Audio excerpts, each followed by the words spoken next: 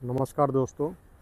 आज का हमारा जो विषय है वह है साधना में एकांत का क्या महत्व है या साधना में एकांत क्यों ज़रूरी है। तो दोस्तों, साधना में ही नहीं, एकांत का जो है हमारे सांसारिक जीवन में भी बहुत बड़ा महत्व है। अगर हमें सांसारिक जीवन में भी कुछ उपलब्धियां हासिल करनी है, कुछ बनना चाहते हैं, तो उसमें भी एकांत का बहुत बड़ा योगदान है। और यही स्पिरिचुअल जगत में भी है। यहाँ भी अगर हमको एनलाइटेंड होना है या बुद्धत्व को प्राप्त करना है या स्वयं की खोज करनी है, मैं कौन हूँ ये जानना है, यह चीज़ें बिना एकांत के संभव ही नहीं है।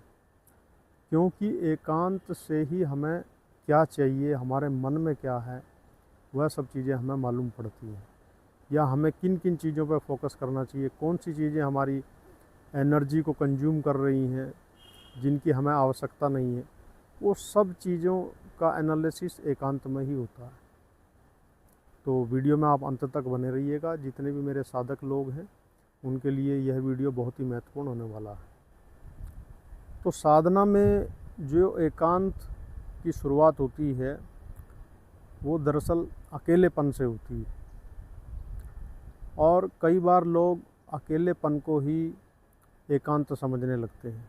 तो थोड़ा सा इस वीडियो में आपको ये भी अंतर समझ में आएगा कि अकेलापन एकांत नहीं होता, वहाँ से एकांत की शुरुआत होती है या एकांत का एक प्रारंभिक चरण है।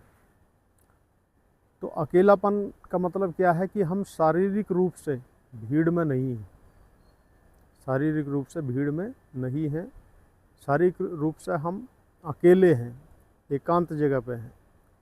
तो उसको बोलते हैं शारीरिक एकांत। उसमें क्या है कि हमारा मन तो भीड़ में ही होता है, उस अकेलेपन में हमारा मन तो भीड़ में ही होता है। हमें भीड़ की याद भी सताती है, जितने हमारे प्रियजन हैं उनकी याद भी आती है, और उस वजह से वो अकेलापन हमें खलता भी है।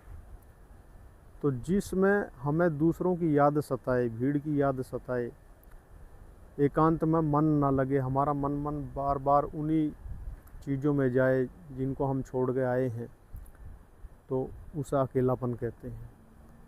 और यही अकेलापन आगे चलकर जो है एकांत में रूपांतरित होता है। वो कैसे होता है? जब आप भीड़ में दोबारा नहीं लौटते हैं, तो एकांत में आपका पहली बार परिचय अपने मन से होता है। एकांत में ही आपके मन के वो दबे हुए हिस्से निकल के आते हैं जिनसे कभी आप वाकिफ़ ही नहीं थे, जिनके बारे में आपको कोई परिचय ही नहीं था, आप सोचते ही नहीं थे कि मैं ऐसा भी हूँ। दबी हुई वासनाएं, दबी हुई कामनाएं, दबा हुआ क्रोध, लोभ, वो सब एकांत में ही आपका चित्त में उभरता है। और वहीं से आपको मालूम पड़ता है कि आपका मन और आप दो अलग चीज़ें हैं।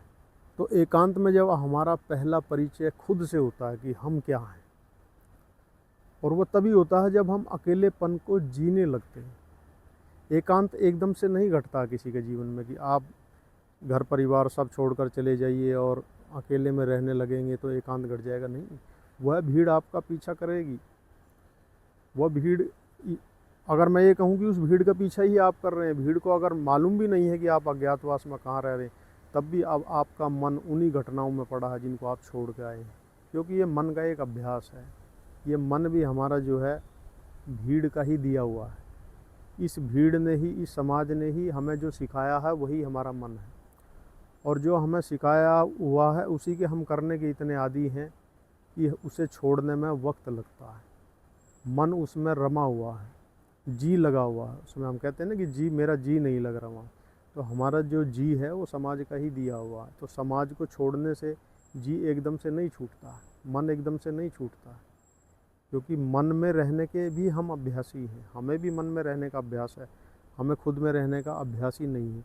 तो एकांत हमें खुद में रहने का अभ्यास कैसे हो, यह सिखाता है। मन क्या है, ये चीज़ समझ ही एकांत में आती है। भीड़ में कभी समझ ही नहीं आता कि मन क्या है। तो मन की जितनी बुरी अच्छी आदतें हैं वह हमको एकांत में ही समझ में आएंगी, और जितनी हमारी मन के प्रति समझ बढ़ती चली जाएगी उतने हम मन से छूटते चले जाएंगे, और उतना हमारे अंदर एकांत घटता चले जाएगा। और एकांत में रहने का एक रस, अलग ही रस होता है। अकेलेपन में रस नहीं होता। अकेलेपन में उदासी होती, अकेलेपन में दुख होता। लेकिन जब यही अकेलेपन एकांत में रूपांतरित होता है, यानी आपको अपनी ही कंपनी पसंद आने लगे, अपने अलावा किसी और की कंपनी आपको अच्छी ही ना लगे, खुद में रहने का आनंद आने लगे, तो उसे एकांत कहते हैं। तो दोस्तों, एकांत क्यों है हमारे जीवन में ज़रूरी? एकांत इसलिए ज़रूरी है क्योंकि एकांत में ही हमें पहली बार ये पता चलता कि हम अंदर से कितने भरे हुए हैं। और एकांत ही हमें धीरे धीरे मौन में ले जाता है। कैसे ले जाता है? कि जब हम एकांत में अपने इस भरे हुए मन के साक्षी होते हैं, जब हमें पहली बार ये अनुभव होता है कि हम विचारों से अलग भी हमारा कोई अस्तित्व है, विचारों से अलग हम क्या हैं, जब हमें ये चीज़ समझने का मन होता है। क्योंकि अभी से पहले तो हम विचार ही थे, मन ही थे, जो मन होता था वही हम होते थे। लेकिन अब एकांत में हमें ये मन का साक्षी होने से, एक दर्शक रूप में मन को देखने से थोड़ा सा ये ज्ञान होने लगा कि हम अपने विचारों से भी अलग कुछ और हैं, कहीं विचारों से अलग भी हमारी सत्ता और अस्तित्व है। तो उसके प्रति एक जिज्ञासा होती है, और इसी जिज्ञासा में, इसी एकांत में, इसी विचारों से जब हमारी जो दूरी होती है, उसमें धीरे धीरे मौन का जन्म होता है। जब इसी एकांत में मौन खिलता है हमारे जीवन में, तो इस एकांत और मौन के बीच में एक प्रश्न जन्म लेता है, एक सवाल उठता है कि फिर मैं कौन हूँ। और जब यह सवाल इस मौन और एकांत के बीच में उठता है, तो इस सवाल का भी अपना महत्व होता है, क्योंकि ये सवाल पूछते ही फिर आपके चित्त में, मन में सन्नाटा पसर जाता है, एक गहरा सन्नाटा। इस सन्नाटे में न कोई विचार होता है, न कोई भावना, केवल एक उपस्थिति मात्र होती है। और तो यहीं से साधक जो है अपने अंतिम पड़ाव एकत्व पर पहुंचता है, जहाँ ना साधक होता है, ना साधना होती है, जहाँ पर उसका मैंपन इसी सन्नाटे में विलीन हो जाता है। और साधक ये जान लेता है कि वह सभी में वही व्याप्त है, उसी के अंदर सब व्याप्त है, सभी में वह है और उसी में सब कुछ है। उससे अलग इस संसार में, इस दुनिया में कुछ भी नहीं है, सभी उसी का स्वरूप है, सभी रूपों में वह है और सब रूप उसी के अंदर है। जहाँ मैं समाप्त होता है, वहीं से परमात्मा का प्रारंभ होता है। तो एकांत से चला साधक एकत्व में विलीन हो जाता है। एकांत का अर्थ हुआ स्वयं से मिलना। एकांत से जन्म हुआ मौन का। मौन के सन्नाटे में दर्शन हुआ आत्मा का, और आत्मा से एकत्व की अनुभूति, जिसे कैवल्य कहते हैं, जिसको परम उपलब्धि कहते हैं, जिसे बोध कहते हैं, वह प्राप्त होता है। तो यही एक साधक की एकांत से एकत्व की, यानी एकांत से कैवल्य की यात्रा है, और एकांत इसका प्रारंभिक चरण है। तो ये एकांत से जो एकत्व की यात्रा है, इसमें हमने एकांत के महत्व को समझा।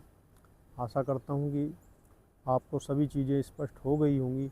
फिर भी अगर कुछ एकांत के बारे में, अकेलेपन के बारे में और कुछ जानना समझना चाहते हैं, तो आप मुझे कमेंट बॉक्स में कमेंट करके अपने क्वेश्चन भेज सकते हैं। मुझे सुनने के लिए, समय देने के लिए सभी साधकों का, सभी मित्रों का बहुत बहुत धन्यवाद, बहुत बहुत साधुवाद।